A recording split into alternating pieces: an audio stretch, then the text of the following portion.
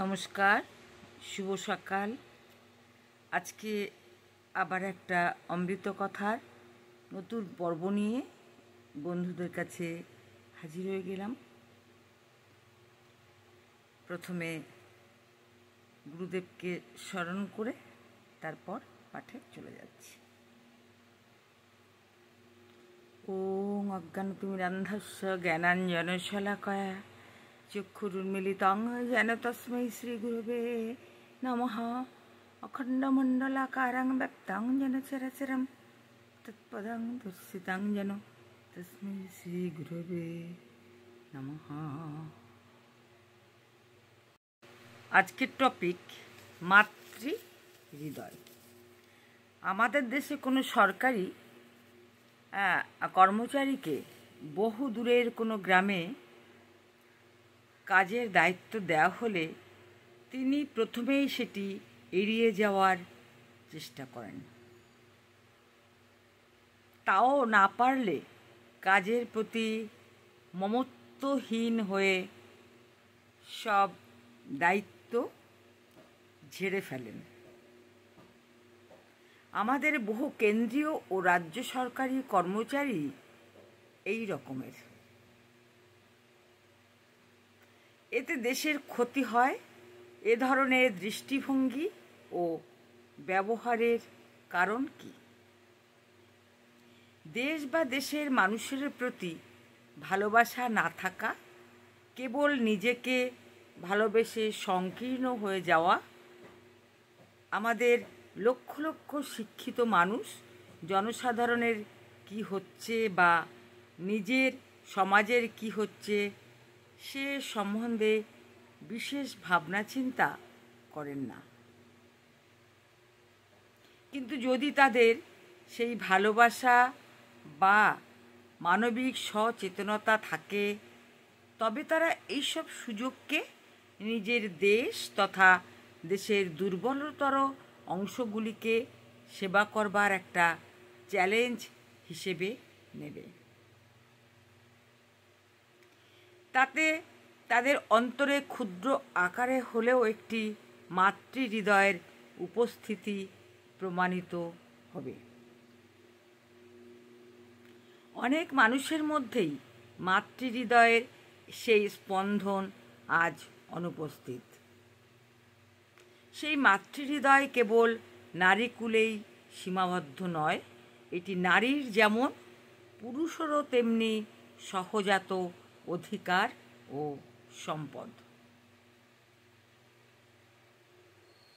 দেহগত মাতৃত্বেই কেবল নারীর একচেটিয়া অধিকার। আধ্যাত্মিক মাতৃত্ব সমগ্র মানবতার গর্বের ধন।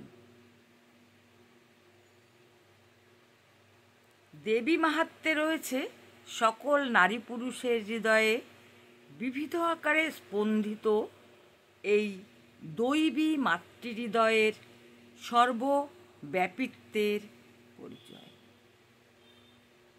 যা দেবী সর্বভূতেষু মাতৃরূপেণ সংস্থিতা। নমস্তস্যৈ নমস্তস্যৈ নমস্তস্যৈ নমো নমঃ।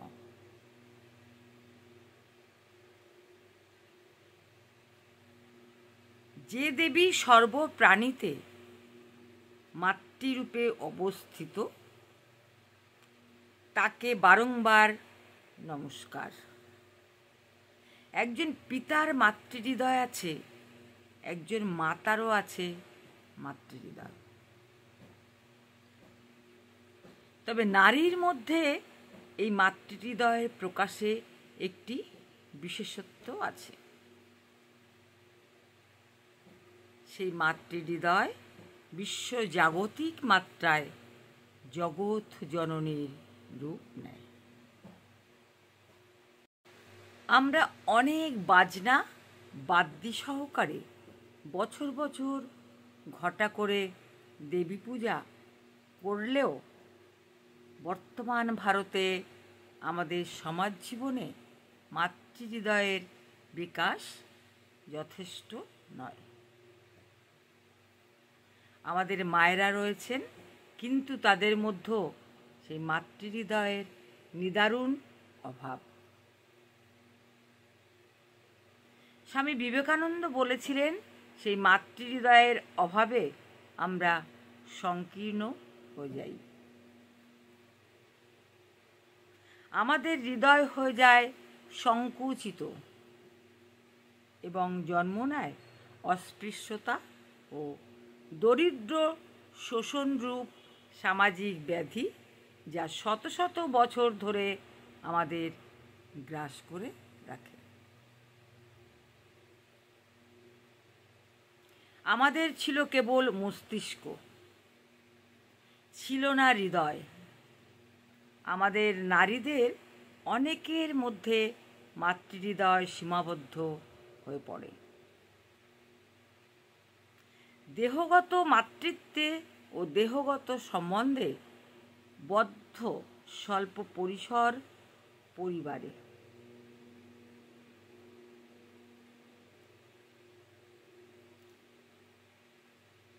এতে নারীরা পুরুষদের চেয়ে বেশি উৎসাহী সমর্থক হয়ে পড়েন অস্পৃশ্যতার, অবদমন ও শোষণের। নারীদের অন্য অনেক গুণ ও শ্রী ছিল, কিন্তু পুরুষদের মতো তারাও মাতৃহৃদয়ের আধ্যাত্মিক বিকাশ ঘটাতে ব্যর্থ হয়েছিলেন। প্রত্যেক নারীর সুযোগ আছে দৈহিক ও আধ্যাত্মিক মাতৃত্বের, এবং প্রত্যেক পুরুষের সুযোগ আছে আধ্যাত্মিক মাতৃত্বের অধিকারী হবার।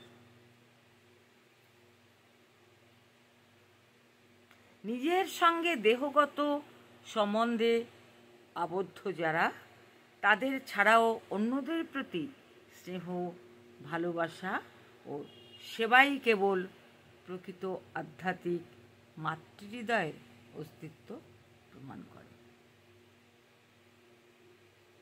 নমস্কার। আজকের পর্ব এই পর্যন্ত। পাঠ করলাম স্বামী